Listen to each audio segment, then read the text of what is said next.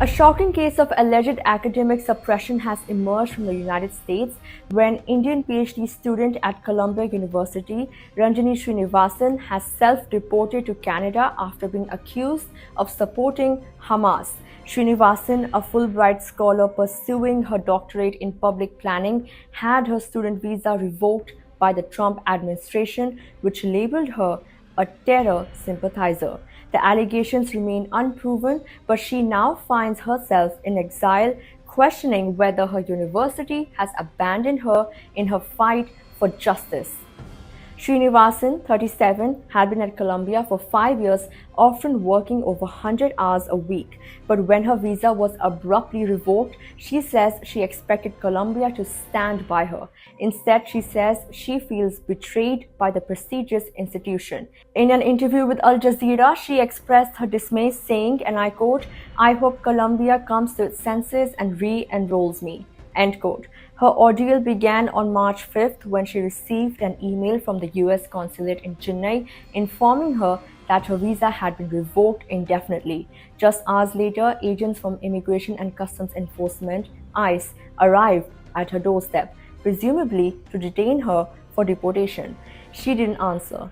The next evening, while she was away, the agents returned, questioning her roommate.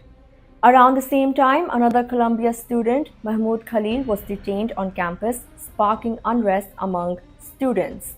Fearing arrest, Srinivasan gathered essential documents and fled. She managed to evade authorities for 6 days before flying out of New York on March 11 and entering Canada, where she sought refuge with relatives. CCTV footage from LaGuardia Airport showing her with a single bag went viral on social media, drawing both support and scrutiny. 4 days later, after she escaped, Kristi Noem, the US Secretary of Homeland Security, publicly called her a terrorist sympathizer on X. However, no evidence has been released to back the claim, and Columbia University has remained silent on the issue. Many questions remain unanswered. Was Srinivasan targeted for her political stance on Israel-Palestine? Did Columbia have an agreement preventing students from expressing their views? And why hasn't the university addressed her appeal? Despite the uncertainty, Srinivasan continues to fight for her academic future.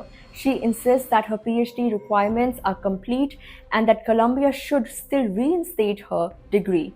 But with no word from the university, she remains in limbo, caught between exile, allegations, and an institution that she says has turned its back on her.